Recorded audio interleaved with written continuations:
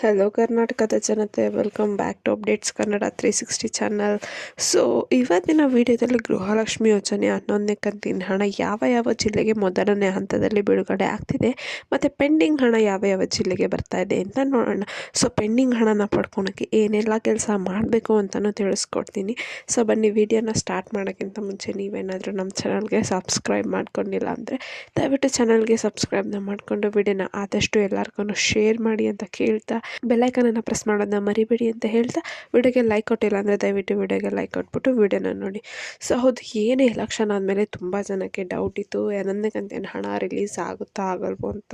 So ಇದರೆಲ್ಲ ಹಿನ್ನೆಲೆಯಲ್ಲೇ Lakshmi Hebbalkar ಅವರು ಒಂದು ಸ್ಪಷ್ಟವಾದ ಮಾಹಿತಿನ ಕೊಟ್ಟರು ಎಲ್ಲರಿಗೂ.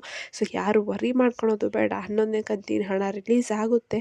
ಸೊ ಇದೇ ತಿಂಗಳು 11ನೇ ಕಂತಿನ ಹಣನೂ ರಿಲೀಸ್ ಮಾಡ್ತಾ ಇದ್ದೀವಿ ನಾವು. 11ನೇ ಕಂತಿಗೆ ಏನು ಹಣ ಬೇಕಿತ್ತಲ್ಲ, ಅದನ್ನು ಎಲೆಕ್ಷನ್ಗಿಂತ ಮುಂಚೆನೇ ನಾವು ತೆಗೆದಿಟ್ಟಿದ್ವಿ. ಸೊ ಅದನ್ನು ಇವಾಗ ಬಿಡುಗಡೆ ಮಾಡಿದ್ದೀವಿ. ಸೊ ಇನ್ನು ಎಲ್ಲರಿಗೂ ಹಣನ ಜಮಾ ಮಾಡೋದಷ್ಟೇ ಖಾತೆಗೆ ಇರೋದು ಅಂತ ತಿಳಿಸಿದ್ರು. ಯಾವ ಶಕ್ತಿ ಯೋಜನೆಯೂ ಕ್ಯಾನ್ಸಲ್ ಆಗ್ತಿಲ್ಲ, ಯಾವ ಯೋಜನೆಯೂ ಕ್ಯಾನ್ಸಲ್ ಆಗ್ತಿಲ್ಲ. 5 ಗ್ಯಾರಂಟಿ ಯೋಜನೆಗಳು ಕಾಂಗ್ರೆಸ್ ಸರ್ಕಾರ ಇರೋ ಗಂಟನು ಕರ್ನಾಟಕದಲ್ಲಿ ಮುಂದೆವರಿಯುತ್ತೆ ಅಂದ್ಬಿಟ್ಟು ಸಿದ್ದರಾಮಯ್ಯ ಅವರೇ ಸ್ಪಷ್ಟವಾಗಿ ತಿಳಿಸಿದ್ದಾರೆ. ಸೊ ಅದು 11ನೇ ಕಂತಿನ ಹಣನ ಇದೇ ತಿಂಗಳು 21ಕ್ಕೆ ರಿಲೀಸ್ ಮಾಡಿದ್ದಾರೆ. ಸೊ ಎಲ್ಲ ಜಿಲ್ಲೆಗೂ ಅವರು ಹಾಕಿಲ್ಲ, ಕೆಲವೊಂದಷ್ಟು ಜಿಲ್ಲೆಗೆ 21ನೇ ತಾರೀಕು ಹಾಕಿದ್ದಾರೆ ಅಷ್ಟೇ. ಸೊ ಇವತ್ತು 17 ಜಿಲ್ಲೆಗೆ ಗೃಹಲಕ್ಷ್ಮಿ ಯೋಜನೆ 11ನೇ ಕಂತಿನ ಹಣ ಬಂದು ಜಮಾ ಆಗ್ತಾ ಇದೆ. ಸೊ ಯಾವ ಯಾವ ಜಿಲ್ಲೆ ಅಂತ ನಿಮಗೂ ತಿಳ್ಕೊಬೇಕಂದ್ರೆ ಎಲ್ಲೂ ವಿಡಿಯೋನ ಸ್ಕಿಪ್ ಮಾಡೋಕ್ಕೆ ಹೋಗಬೇಡಿ ಇವಾಗ. ಸೊ ಯಾವ ಜಿಲ್ಲೆ ಅಂತ ನೋಡೋದಾದರೆ, ಮೊದಲು ಉಡುಪಿ, ಉತ್ತರ ಕನ್ನಡ, ತುಮಕೂರು, ಶಿವಮೊಗ್ಗ, ರಾಮನಗರ, ರಾಯಚೂರು, ಕೊಡಗು, ಚಾಮರಾಜನಗರ, ಚಿಕ್ಕಬಳ್ಳಾಪುರ, ಮಂಗಳೂರು, ಚಿತ್ರದುರ್ಗ, ಹಾಸನ, ಹಾವೇರಿ, ದಕ್ಷಿಣ ಕನ್ನಡ, ಬಾಗಲಕೋಟೆ, ಬೆಂಗಳೂರು ನಗರ ಮತ್ತು ಗ್ರಾಮಾಂತರ, ಬೆಳಗಾವಿ.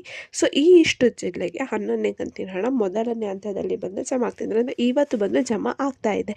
ಸೊ ಈ ಇಷ್ಟು ಜಿಲ್ಲೆಯ ಜನರು ಅವರ ಬ್ಯಾಂಕ್ ಅಕೌಂಟ್ ಅಥವಾ DBT ಮೂಲಕ ನಿಮಗೆ ಹಣ ಬಂದಿದೆಯಾ ಇಲ್ವೋ ಅಂತ ನೋಡ್ಕೊಳ್ಳಿ.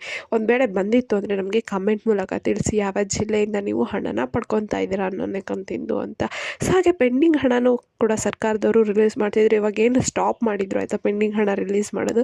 ಸೊ ಮತ್ತೆ ಪೆಂಡಿಂಗ್ ಹಣ ಇರುವ ಹಣನೂ ರಿಲೀಸ್ ಮಾಡ್ತಿದ್ದಾರೆ. ಇದೇ ತಿಂಗಳು 2 ಕಂತಿನ ಹಣ ಪಡ್ಕೊಂಡಿರೋರು ಇದ್ದಾರೆ. 10 ಮತ್ತು 11ನೇ ಕಂತಿನ ಹಣ ಒಟ್ಟಿಗೆ 4,000 ಪಡ್ಕೊಂಡಿರೋ ಎಷ್ಟೋ ಮಹಿಳೆಯರು ಕೂಡ ಇದ್ದಾರೆ. ಸೊ ನಿಮಗೂ ಕೂಡ ಪೆಂಡಿಂಗ್ ಹಣ ಬರಬೇಕಂದ್ರೆ ಸರ್ಕಾರದವರು ತಿಳಿಸಿರೋ NPCI ಮ್ಯಾಪಿಂಗು, KYC ಮತ್ತು ನಿಮ್ಮ ವಿಮೆ ಏನಾದರೂ ರದ್ದಾಗಿರೋ ರೇಷನ್ ಕಾರ್ಡ್ ಲಿಸ್ಟಲ್ಲಿ ಇದೆಯಾ ಇಲ್ವೋ ಅಂತ ಚೆಕ್ ಮಾಡ್ಕೊಳ್ಳಿ ಫಸ್ಟು.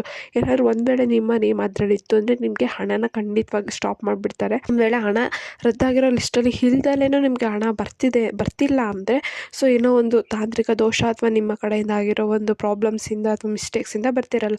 ಸೊ ಅದನ್ನು ನೀವು ಗ್ರಾಮ1 ಕೇಂದ್ರಕ್ಕೆ ಹೋಗ್ಬಿಟ್ಟು ಅಥವಾ ನಿಮ್ಮ ಹತ್ತಿರದ ಅಂಗನವಾಡಿಗೆ ಹೋಗ್ಬಿಟ್ಟು ನೀವು ಸರಿ ಮಾಡಿಸ್ಕೊಳ್ಳಿ. ಅವ್ರ ಸಹಾಯದ ಮೂಲಕ ನೀವು ಸರಿ ಮಾಡಿಸ್ಕೋಬೋದು. ಸೊ ಈ ಥರ ಮಾಡಿದ್ರಷ್ಟೇ ನಿಮಗೆ ಪೆಂಡಿಂಗ್ ಹಣ ಬರುತ್ತೆ. ಸೊ ಈ ಮಾಹಿತಿ ನಿಮಗೆ ಇಷ್ಟ ಆಯಿತು ಅಂದ್ಕೊತೀನಿ. ಇಷ್ಟ ಆದರೆ ದಯವಿಟ್ಟು ಚಾನಲ್ಗೆ ಸಬ್ಸ್ಕ್ರೈಬ್ನ ಮಾಡಿಕೊಂಡು ವಿಡಿಯೋನ ಆದಷ್ಟು ಎಲ್ಲರಿಗೂ ಶೇರ್ ಮಾಡಿ, ವಿಡಿಯೋಗೆ ಲೈಕ್ ಕೊಡೋದನ್ನ ಮರಿಬೇಡಿ ಅಂತ ಕೇಳ್ತಾ, ಏನೇ ಪ್ರಾಬ್ಲಮ್ ಇತ್ತಂದರೆ ಕಮೆಂಟ್ನ ಹಾಕಿ. ಧನ್ಯವಾದಗಳು.